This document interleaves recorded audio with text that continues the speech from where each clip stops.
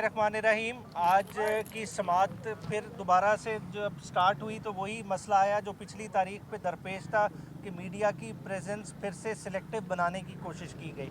हालांकि अदालत को वाजे किया गया कि पिछली दफ़ा बाबर मलिक साहब ने सबके बिहाफ पे आवाज़ उठाई थी कि हम 3 लोग मीडिया की नुमाइंदगी मुकम्मल तौर पे नहीं करते, हमसे सीनियर अफराद बाहर हैं, उनको बुलाया जाए। आज यही बात शुरू में बताई गई कि आपने सिर्फ 4 चैनल्स को अलाउ किया है, बाकी लोग हैं नहीं। फिर इन राइटिंग एक दरख्वास्त जो साकिब भाई ने ड्राफ्ट की जिसमें बाबर मलिक साहब बाकी सारों का जिक्र करके वॉइस ऑफ अमेरिका, BBC इनका जिक्र किया कि ये इंटरनेशनल कॉरेस्पॉन्डेंट ये भी कवरेज करने आए, इनकी हाज़िरी लाजमी है ताकि प्रॉपर कवरेज मिल सके, तभी आप इसको कह सकेंगे कि ये एक ओपन ट्रायल है। अदरवाइज़ आप किसी भी ज़ुमरे में से ओपन ट्रायल नहीं कह सकेंगे। तो जज साहब ने वो लिस्ट वसूल कर ली है और हम उम्मीद करते हैं कि अगली दफ़ा ये लोग शामिल होंगे, मगर फिर भी एहतियातन हम इन तमाम नामों के साथ एक दरख्वास्त दोबारा से अदालत में जमा करा देंगे और इस बारे में इजाज़त लेंगे। बाकी जो लीगल प्रोसीडिंग डिटेल हुई, आपको पता है कि कॉपीज़ डिस्ट्रीब्यूट हो गई और 12-12 तारीख डल गई। उसके बारे में मैं चाहूँगा कि उस्मान गिल साहब भी थोड़ा सा आपको आज की पेशी के बारे में ब्रीफ करें। जी जी गिल साहब, इसमें और थोड़ा सा बोलें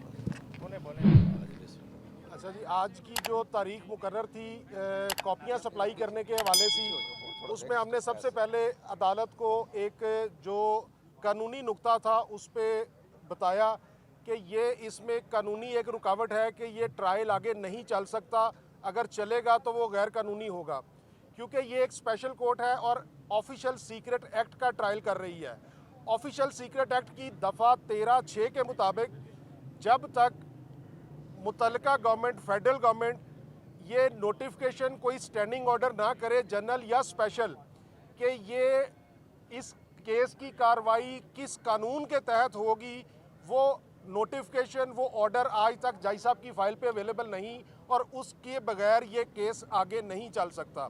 लेकिन हमारे एतराज़ के बावजूद, जो कि एक आज की प्रोसीडिंग मैं समझता हूँ कि कानूनी नहीं है, गैर कानूनी है, और हम अपनी लीगल टीम से कंसल्टेंसी करने के बाद पॉसिबली उसको चैलेंज भी करेंगे, क्योंकि वो कॉपीज सप्लाई नहीं हो सकती जब तक फेडरल गवर्नमेंट का वो स्टैंडिंग स्पेशल या जनरल ऑर्डर रिकॉर्ड पे अवेलेबल ना हो। और एडमिटेडली ये अदालत ने, जज साहब ने एडमिट किया कि ऐसा कोई ऑर्डर रिकॉर्ड पे मौजूद नहीं है। सेकेंडली, जो हमें आज कॉपीज़ भी सप्लाई की गई वो भी नामुकम्मल की गई, ना तो इंक्वायरी का रिकॉर्ड हमें सप्लाई किया गया और ना ही इंक्वायरी के दौरान जो बयानात रिकॉर्ड हुए गवाहान के और बाकी लोगों के, वो भी हमें सप्लाई नहीं किए गए। इसके अलावा कानून की मंशा ये है कि हर डॉक्यूमेंट सप्लाई किया जाए, तो हमें DVDs और CDs वगैरह भी सप्लाई नहीं की गई। तो इस मामले में हम, इस बारे में हम अपनी कानूनी टीम जो है वो अपने कानूनी लाए अमल का जो है वो तयन करेगी इंशाल्लाह। Thank you. मेहदी साहब, इमरान खान की क्या बॉडी लैंग्वेज थी, क्या बात हुई आपकी, क्या अगला लाहेमल है इलेक्शन के हवाले से? आज तो देखें जी, कुछ ना कुछ मीडिया की नुमाइंदगी भी थी। अगर मैं कहूं कि बॉडी लैंग्वेज बहुत स्ट्रॉन्ग थी, वो बहुत ज़्यादा बेहतर बना लेंगे कि खान साहब की बॉडी लैंग्वेज में और जो ज़मान पाक की बॉडी लैंग्वेज थी उससे भी ज़्यादा बोल्ड होके खेले, और जो उन्होंने मीडिया को अपनी स्टेटमेंट दी हैं वो इंशाल्लाह ताला आप तक पहुंचेंगी, तो उससे आपको पता चलेगा कि खान साहब किस फ्रेम ऑफ माइंड में। सर, अगली पेशी पर अमेरिका के सफीर को भी अदालत बुलाया गया है?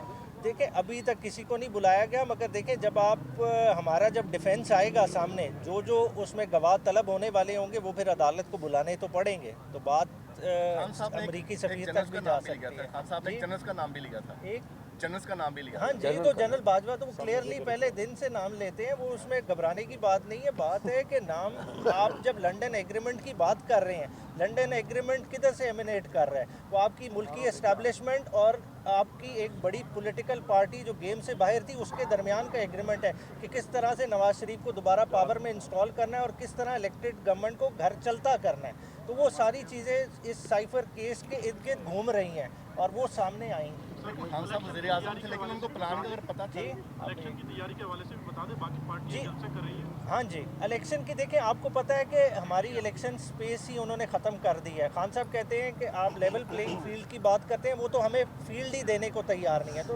भले फील्ड ना दे। देखें, हमने तैयारी कर ली है, हमारी लिस्टें तैयार हैं, खान साहब अब स्क्रूटनाइज कर रहे हैं, इस वीक से वो प्रोसेस स्टार्ट हो जाएगा और इंशाल्लाह ताला आपको पता चल जाएगा 12 या 13 तारीख को इलेक्शन कमीशन जैसी इलेक्शन स्केड्यूल देगा, हमारे खिलाड़ी मैदान में उतर आएंगे।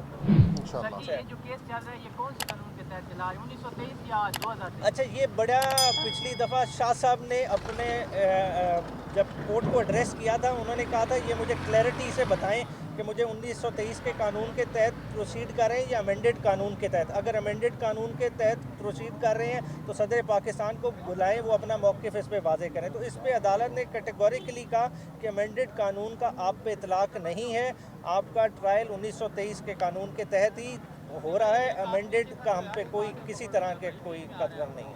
साहब, पिछली दफ़ा इन्होंने कैदी बुलाया था पब्लिक बना के, इस तरह कौन लोग कोई इस दफ़ा जो है ना स्पेशल किस्म की आवाम थी, हाँ आवाम प्लस। और 15 थे जी वो थैंक यू।